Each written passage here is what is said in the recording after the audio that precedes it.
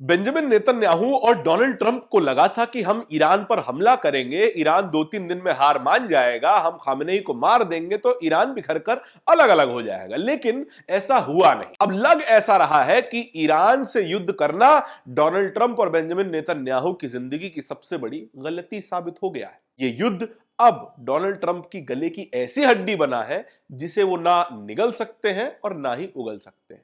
अगर वो इस वक्त इस युद्ध से वॉकआउट करते हैं तो उन्हें कायर कहा जाएगा। अगर इस वक्त वो लगातार युद्ध करते रहते हैं तो फिर अच्छा खासा नुकसान झेलने को मिलेगा। दोनों तरफ डोनाल्ड ट्रंप इस स्थिति में बैठे हैं कि एक तरफ कुआं है, दूसरी तरफ खाई है और वे दोनों तरफ नहीं जा सकते हैं। क्या है ये पूरी कहानी और ईरान ने ऐसा क्या कर दिया है कि डोनाल्ड ट्रंप की इतनी बुरी स्थिति बन चुकी है, इस वीडियो में डिस्कस करेंगे। नमस्कार, मेरा नाम धारण है, आप नेशनल दस्तक देख रहे हैं। बीती रात ईरान ने जो अमेरिका और इजराइल को जवाब दिया है, वो जवाब शायद ही कोई देश अभी तक अमेरिका और इजराइल जैसे देश को दे पाया होगा। वो देश जिसने अमेरिका की मदद का इंतजार किया कि जब तक अमेरिकी युद्धपोत यूएसएस जेराल्ड आर फोर्ड 27 फरवरी तक अरेबियन सी में नहीं पहुंच जाता, तब तक वो चुप रहा। और जैसे ही 2 युद्धपोत अमेरिका के अरेबियन सी में अरब सागर में पहुंचे, वैसे ही अगले ही दिन इजराइल ने ईरान पर हमला कर दिया। और इस हमले में सीधे तौर पर जो पार्टनर था वो अमेरिका था। इस हमले के बाद इन दोनों को लगा कि हमने हमला कर दिया है, थोड़ा बहुत जवाब आएगा जैसे कि पिछली बार आया था, और जैसे ही हम खामेनेई को मार देंगे वैसे ही ईरान अपने घुटने टेक देगा। लेकिन ईरान वो कौम नहीं निकली जो घुटने टेकने वाली थी। ईरान की सड़कों पर हुजूम निकला हुआ है लोगों का। ऐसा हुजूम निकला है जो कि अपने बच्चों की शहादत का बदला लेने का सोच चुका है। ईरान में 160 से ज्यादा बच्चे मारे गए हैं। आईआरजीसी के हेडक्वार्टर के पास एक स्कूल था, उस स्कूल के पास एक इजरायली या अमेरिकी मिसाइल आकर लगती है और करीब 160 बच्चे मारे जाते हैं। अंतिम यात्रा में, जनाजे में इतने लोग उमड़ आते हैं जितने कि शायद ही किसी मानव इतिहास में देखे होंगे। और यह साफ मैसेज है कि अमेरिका बुरा फंस चुका है। बीती रात ईरान ने जो जवाब दिया है उसमें यह जवाब सबसे ज्यादा खतरनाक दिखाई दे रहा है। कौन सा जवाब है? यह देखिए, यह एक अमेरिकी रीड पैच, ये देखिए, ये एक अमेरिकी रेडार है जो कि मिडिल ईस्ट में है। इसकी रेंज 5000 किलोमीटर बताई जा रही है। 5000 किलोमीटर यानी कि पूरा मिडिल ईस्ट ये कवर करता है। स्ट्रेट ऑफ हॉर्मुज में क्या तेल की गतिविधियां हैं, शिप्स कहां से कहां जा रही हैं, ये सब जानकारी अमेरिका को इसी रेडार की मदद से मिलती थी। और यही रेडार हवा में उड़ते हुए तमाम मिसाइल्स, तमाम एयरक्राफ्ट, तमाम फाइटर जेट्स पर नजर रखता था। ईरान ने यही रेडार उड़ा दिया। और यह रेडार ऐसा वैसा रेडार नहीं है। $1 बिलियन, $1 अरब की कीमत है। यानी कि $1 बिलियन कितना होता है? 8000 करोड़ रुपया। और उड़ाया किससे है? $1 बिलियन का रेडार, और उसे उड़ाया गया करीब 2 लाख रुपए के कामेकाजी ड्रोन से। शाहिद 136 ड्रोन्स, जिसकी बड़ी खेप ईरान के पास मौजूद है, उससे ये रेडार उड़ा दिया गया। एक एईएसए रेडार है, active electronically scanned array radar, सबसे बेहतरीन तकनीक जो कि जाम नहीं किया जा सकता। यह अलग अलग फ्रीक्वेंसी पे काम करता है, जो अगर रेडार जैमर से इस्तेमाल करोगे तब भी यह जैम नहीं होगा। और ऐसे रेडार को उड़ा दिया गया है। यह अर्ली वार्निंग रेडार था, यानी कि 5000 किलोमीटर दूर या फिर 5000 किलोमीटर की रेंज में कहीं पर भी कोई भी मिसाइल होगी तो फिर अमेरिका को पता चल जाएगा। अब अमेरिका मिडिल ईस्ट में अंधा और बहरा हो चुका है। इस तरीके का जवाब ईरान ने दिया है।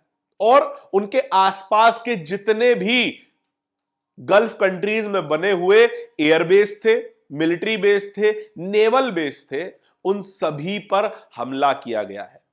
केवल और केवल नेटो के एक देश टर्की को छोड़ दिया जाए तो गल्फ में मौजूद तमाम अमेरिकी एलाइज पर और तमाम अमेरिकी एसेट्स पर हमला किया गया है और ऐसी ऐसी मिसाइलें मारी गई हैं भाई साहब किसी ने देखी नहीं होंगी। और सबसे खतरनाक न्यूज तो ये देख लीजिए, फिलहाल 2 घंटे पहले की न्यूज है और क्या कहा गया है, ब्रेकिंग, हथियारों की कमी के चलते अमेरिका ने दक्षिण कोरिया से अपने मिसाइल डिफेंस सिस्टम हटाकर मिडिल ईस्ट में भेजने का विचार कर रहा है। हथियारों की कमी हो चुकी है अमेरिका जैसे देश को, कितनी बड़ी खबर है, जरा सोचने की बात है। और देखिए अजीत सिंह राठी ने यह वीडियो शेयर किया है, जिस वीडियो को हम आपको दिखा सकते नहीं है, लेकिन उन्होंने लिखा है, दृश्य इजराइल की राजधानी तेल अवीव का है, शक्तिशाली मिसाइल हाहाकार मचा रही है, हमला कर रही है। और इस तरीके के दृश्य इजराइल से आ रहे हैं, तमाम अमेरिकी नेवल बेसिस से आ रहे हैं, तमाम अमेरिकी मिलिट्री बेसिस से आ रहे हैं। और बहरीन में जहां मिसाइल गिरने का वीडियो तो आपने सोशल मीडिया पर देख ही लिया होगा, नेशनल दस्तक ने लगातार ये वीडियोस अपने ट्विटर हैंडल पर डाली हैं, आप चाहें तो जाकर वहां पर देख सकते हैं, क्योंकि YouTube की कुछ कम्युनिटी गाइडलाइंस हैं, हम उनका पालन करते हैं, इसलिए हम आपको यहां नहीं दिखा सकते हैं। अजीत सिंह राठी एक और वीडियो शेयर कर रहे हैं जहां पर बड़ी संख्या में बड़ी बड़ी मिसाइलें ईरान मोबिलाइज कर रहा है, ईरान डिप्लॉय कर रहा है। और जो ईरान के जो सरकारी स्पोक्सपर्सन है वो कह रहे हैं कि अभी तक तो हमने अपनी लेटेस्ट टेक्नोलॉजी की मिसाइल से इस्तेमाल नहीं किए हैं। और इसी चीज से डरता है अमेरिका के साथ पीस टॉक्स के दौरान, जो कि ओमान जिसकी मध्यस्थता कर रहा था, उसके दौरान अमेरिका ने शर्त रखी कि आप पर हम हमला नहीं करेंगे, आप पर हम सैंक्शन नहीं लगाएंगे, बस आप अपने मिसाइल जो डेवलपमेंट आप कर रहे हैं उसको रोक दीजिए। भैया कोई देश, सॉवरेन देश, अपनी मिसाइल तकनीक में इजाफा क्यों ना करे, क्योंकि विज्ञान पर ही तो पूरी रणनीति टिकी हुई है। अगर आप रिसर्च एंड डेवलपमेंट में पैसा नहीं खर्च करेंगे तो कोई भी देश आपको आगे मारकर चला जाएगा, जैसा वेनेजुएला के साथ हुआ। वेनेजुएला अपनी रक्षा नहीं कर पाया, लेकिन ईरान इस वक्त अपने सुप्रीम लीडर की रक्षा भले ना कर पाया हो, लेकिन उसकी मौत का बदला जरूर ले रहा है। और इसी तरीके की वीडियोस लगातार सामने आ रही हैं। और देखिए ईरान की हिम्मत की दाद देनी पड़ेगी, मिसाइल से दुबई एयरपोर्ट पर विनाश लीला का तांडव मचा दिया। दुबई एयरपोर्ट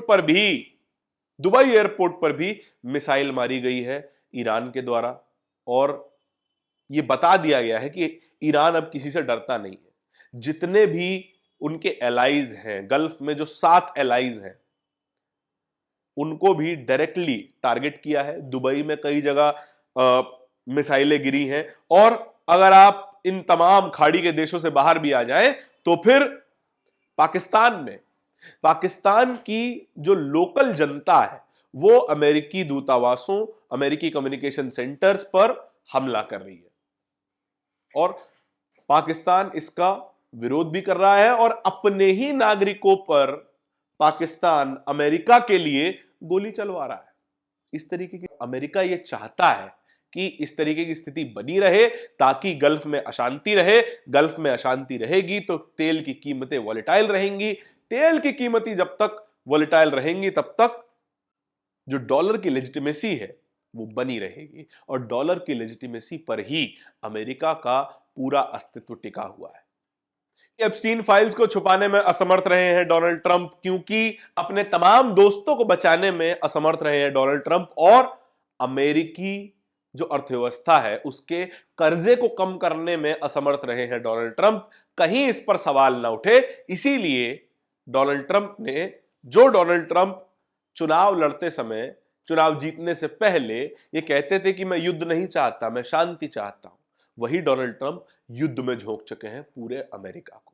और अमेरिकी नागरिकों का टैक्स का पैसा पानी की तरह बहाया जा रहा है, या फिर कहें इन 2 नेताओं की सर्दी को मिटाने के लिए डॉलर जलाए जा रहे हैं, हाथ सेके जा रहे हैं, और हाथ सेके जा रहे हैं उन लाशों पे जो लाशें छोटे छोटे बच्चों की है। इस पूरी खबर के बारे में आपके क्या विचार है, कमेंट सेक्शन में बताइएगा जरूर। इस तरह की और भी खबरों को देखते रहने के लिए नेशनल दस्तक को सब्सक्राइब जरूर कर लीजिएगा। बहुत बहुत नेशनल दस्तक की आपसे गुजारिश है कि अगर इसको बचाना चाहते हैं तो नेशनल दस्तक को सब्सक्राइब करने के लिए रेड कलर के सब्सक्राइब बटन को दबाएं, फिर बेल आइकन की घंटी दबाएं। नेशनल दस्तक को बचाने के लिए बहुत जरूरी है कि हर खबर को शेयर करें, लाइक करें, कमेंट जरूर करें।